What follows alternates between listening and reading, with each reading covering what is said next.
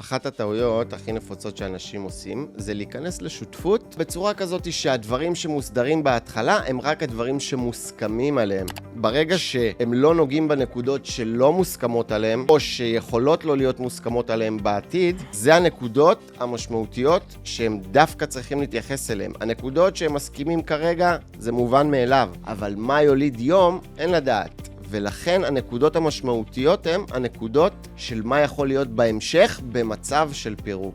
אם נכנסת לשותפות ולא חתמת על הסכם, כנראה שבהמשך יש מצב גדול שאחד הצדדים או שניהם הולכים להפסיד הרבה כסף. אחד הנקודות המשמעותיות זה ברגע ששני שותפים מתחילים היקשרות עסקית ביניהם, הדבר חייב להיות מתועד בהסכם מפורט לכל הכיוונים. זאת אומרת, גם על החובות וגם על הזכויות. מה גם שהצד השני יכול לדרוש דברים שבכלל לא סוכמו מההתחלה, או שבכלל לא היו בתיאום ציפיות שלכם. ברגע שאין לכם הסכם מפורט, הדברים יכולים להשתמע לכל כיוון. מה שיקרה בסופו של דבר, במידה ואין לכם הסכם, יהיה נתון לשיקול דעתו של בית המשפט.